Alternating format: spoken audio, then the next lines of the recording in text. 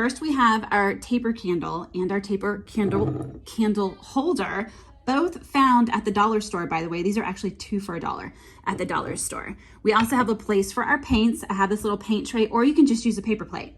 And I love always having a paper plate nearby for practicing before I paint on the actual candle. This is great for girls because it gives them an opportunity to just feel how the paint goes on before they actually put it on their candle.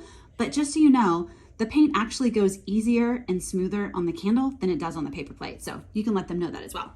So I have a flat paintbrush. It's very small because we're painting on small candles. So we want small little paintbrushes. I have 3 acrylic paints that I picked up at Michael's. I want to say you can get the folk art paint from Michael's for like no more than $1.99. I also want to encourage you to have a moist paper towel nearby. This is an excellent eraser for mistakes that are made right away, and then a dry paper towel to wipe off the area once you have wiped it with the moist paper towel. So let's start painting. I'm going to dip half of my paintbrush into one of my paints, and then I'm going to tip it over to the other side and dip it into the second color.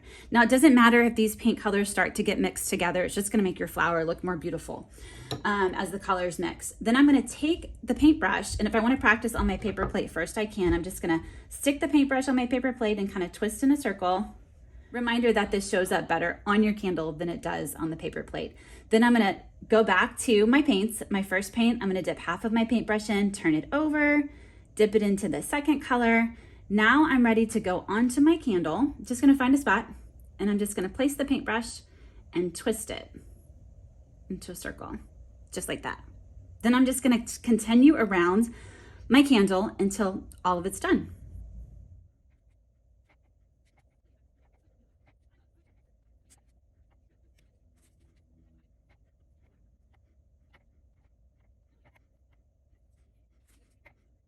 So once I have all of my petals onto my candle, I can sit it over in my taper holder and then take my moist paper towel and wipe off the tip of my paintbrush. It doesn't have to be completely clean. Again, the colors can mix. And now I'm going to take my center color and I'm going to go around my candle, and I'm going to go around my candle and I'm just going to paint a little dot in the center of each one. It doesn't have to be perfect. It doesn't have to be exactly in the center.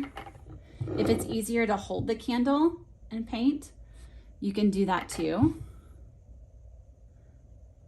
Whatever works easiest for you. And then voila, I have my painted taper candle, and it is ready for my candle holder to sit and stay. Super easy, super fun. Girls will love it.